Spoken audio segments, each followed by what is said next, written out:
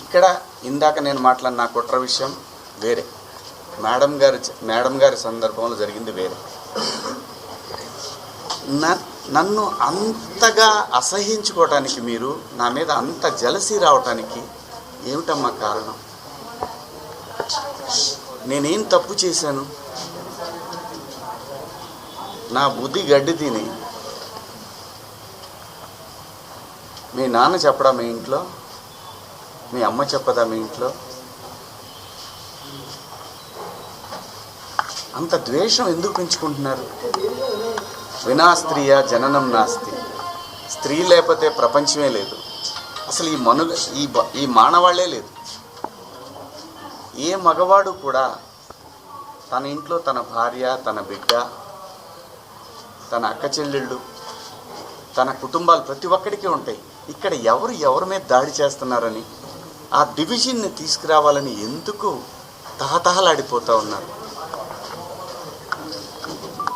అందరి వాదన ఒకటే, స్త్రీని మహాలక్ష్మిలా చూసుకోవాలనుకుంటారు. ఎవరు బట్టలు ఎలా వేసుకుంటే నాకేంటమ్మా? మీరు ఎలాంటి బట్టలు వేసుకోవాలనేది మీ ఇష్టం. నేను ఒక తండ్రిలాగా నా దగ్గర హీరోయిన్లు అందరూ కూడా నాకు తండ్రిలాగా నేను పాత్రలు చేస్తున్నాను కాబట్టి నా బిడ్డలకు చెప్పినట్టు చెప్పానే కానీ ఇంతకుముందు ఎప్పుడు ఎవరు ఏమీ అనలేదమ్మా. వాళ్ళ మీద మీరు ఇలాగే కంప్లైంట్లు ఇచ్చారా? జూమ్ మీటింగులు పెట్టుకొని మీలో మీరే? ఏమ్మా, పేర్లు పెట్టి అనగలను నేను, కానీ మీరు ఇబ్బంది పడకూడదు. ఇంత కుట్ర చేయాలా నా మీదన? శివాజీ అనేవాడు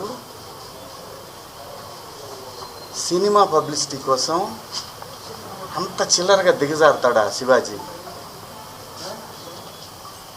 నాకు అలాంటి డబ్బు పిచ్చి, ఫేమ్ పిచ్చే ఉంటే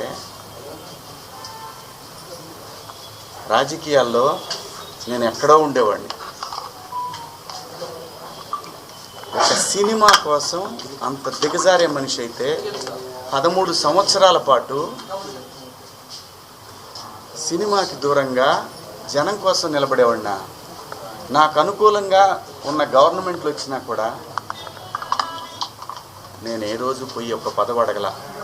అది తెలంగాణలో అయినా, ఆంధ్రాలో అయినా, ఎక్కడైనా ప్రజల గురించి మాట్లాడాలనుకున్నాను తప్ప ఎవరు కుట్ర చేశారు, ఏం చేశారు, ఎలా చేశారు అనేది ఎప్పుడైనా ఊరికే మాట్లాడితే సరిపోదు. ఆధారాలు తీసుకుందాం, వాటికి సంబంధించి నేను మాట్లాడతాను. ధైర్యం ఉంటే నేను తప్పు చేశాను, శివాజీ దుర్మార్గుడు అని మీరు ప్రూవ్ చేయాలనుకుంటే మీకు వ్యవస్థలన్నీ తలుపులు తెరిచి ఉన్నాయి, రండి.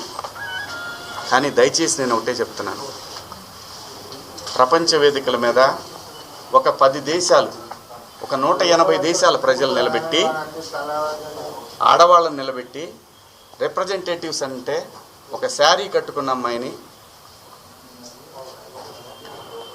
మీరు ఇండియన్ కదా అని అడుగుతారు.